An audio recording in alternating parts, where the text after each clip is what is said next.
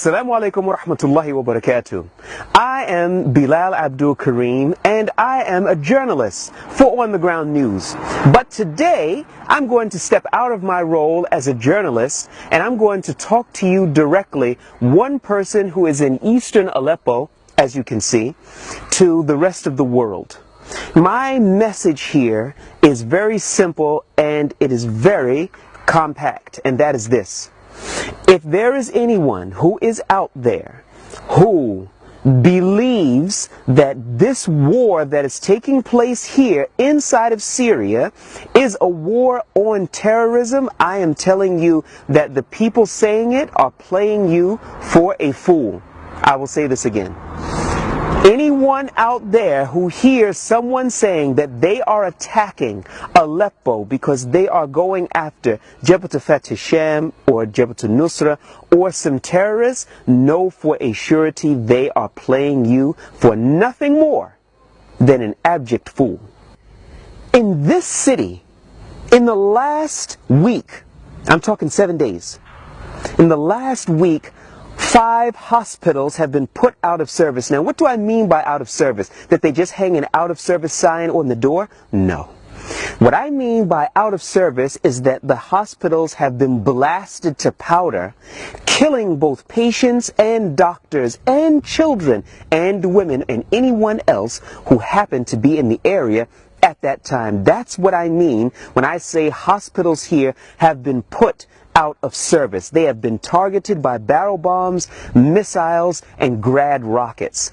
Our office was near one of these hospitals, which is why these days everybody's seeing me wear the same clothes for almost the last week, because all of our clothes were destroyed in the grad rocket attack and the ensuing fire that took place after it. Now, I didn't come here today simply just to give you a history lesson in terms of what is happening here in Aleppo. You'd have to ask yourself a question: how in the world could you fall for and believe that a person who killed more than 500,000 people is not the terrorist? However, some small groups that happen to be operating here in Syria are the terrorists. I am saying to you under no uncertain terms that in eastern Aleppo, the groups that you have here are protecting the Syrian people from the same entity, the Syrian Arab Army, that has killed so many people and has produced so many deaths, so many injuries, that even now the people cannot even say they can go to a hospital so that they can be treated for their broken legs or their missing limbs. This is a reality that the world is going to have to come to grips with. So now, if I didn't come here today to tell you these things, then what in the world did I get in front of the camera for? I'll tell you. My message here today is clear.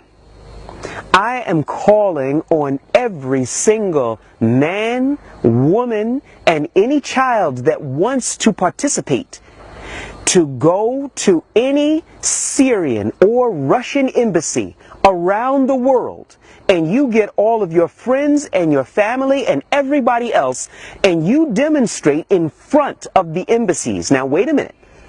People are going to sit there and say, well, wait a minute, in our country, you can't just walk up in front of an embassy and have a protest. To that, I would say this. Go to whatever council you have to go to in your respective country and get the permission for it. If they don't give the permission for it in 24 to 48 hours, then you bring 10,000 people in front of that building and tell them, we want the permission, we're going to demonstrate, we want the permission right now. Why would you do that? You would do that because no one likes terrorists, no one likes terrorism. But terrorists don't grow in a vacuum. Everybody would have to understand that when you look at groups like ISIS, ISIS was born in Iraq and the oppression there, and they migrated here to Syria.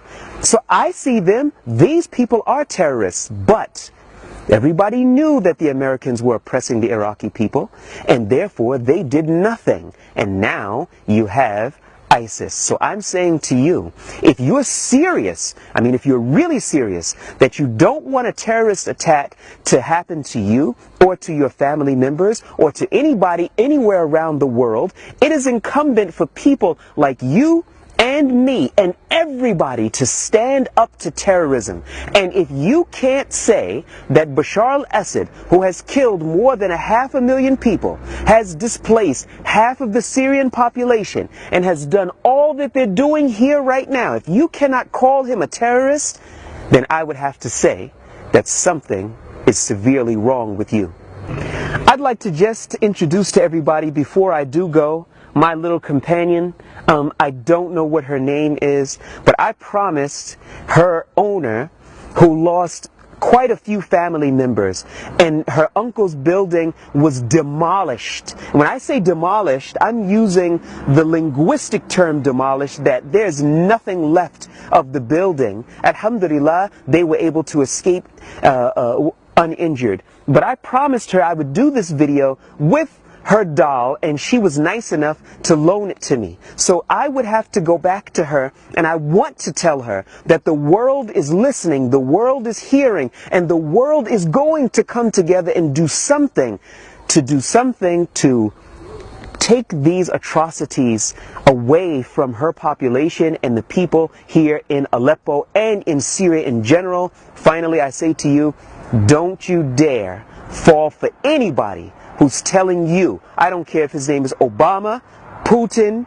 Assad, or whatever the case is, that what is happening here in Aleppo is that they are fighting terrorists and terrorism.